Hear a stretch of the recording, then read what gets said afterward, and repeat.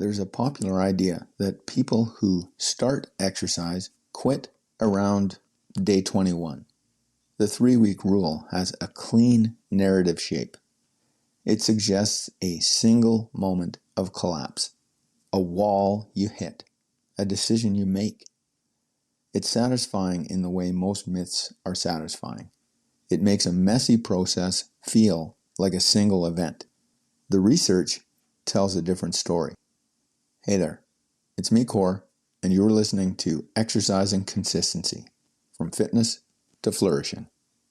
Decades of data from the American College of Sports Medicine and the National Institutes of Health establish a consistent pattern.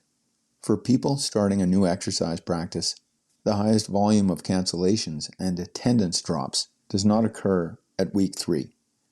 It occurs between weeks 6 and 10. The 3-month mark is even sharper. Studies tracking new runners show a 40 to 55% dropout rate within the first 90 days. And the most replicated statistic in exercise science is the 6-month rule.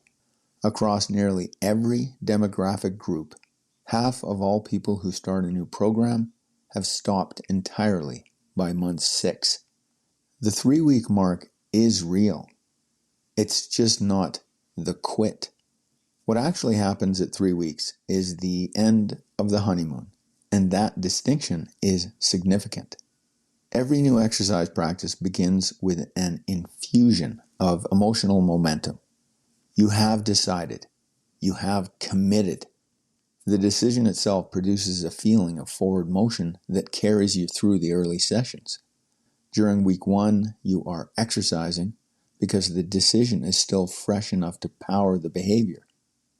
Week 2 introduces friction. The body is feeling the fatigue and sore. The schedule is tight. Something at work demands attention, but the emotional momentum is not yet spent. You override the friction. You feel competent.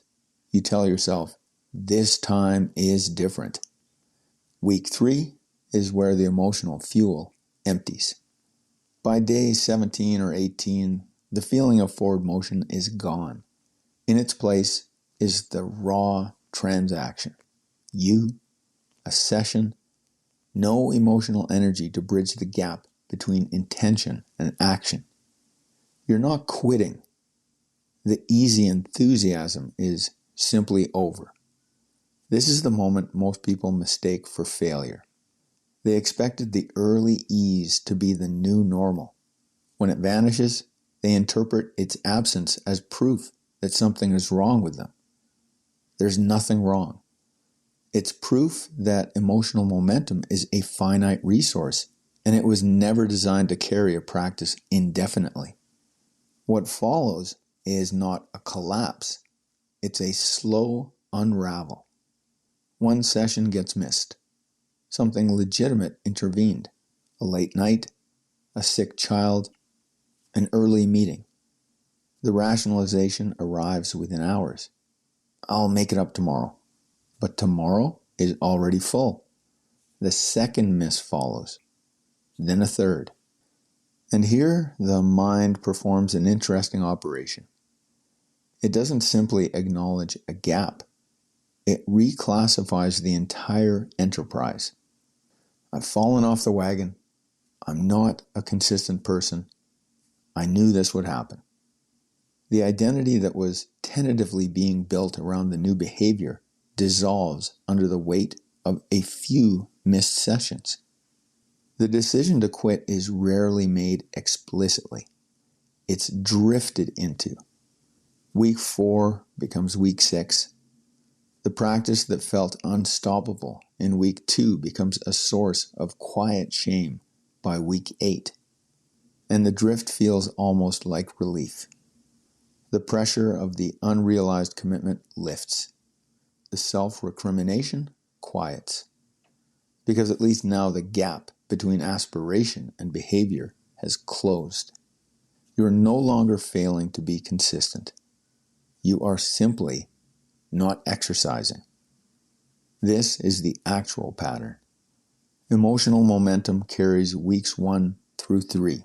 The honeymoon ends.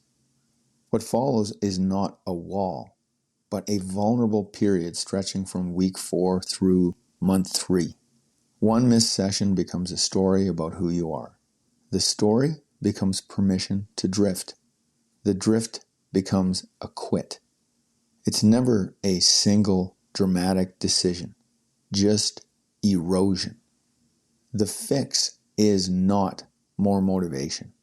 Motivation is what got you through the honeymoon. But that kind of emotional energy is not reliable. You need a floor beneath the behavior that holds when the emotional ceiling caves in. A minimum so small that skipping it costs more than doing it. A structure that does not depend on how you feel. That's a topic for another day.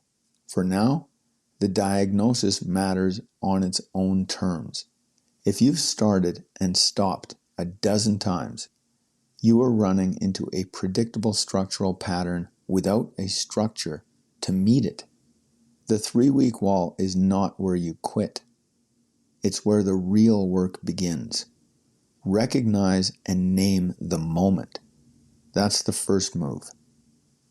To exercise consistency and become the person who follows through, whatever the circumstances, join the Act Score Challenge. That's it for today. Catch you next time.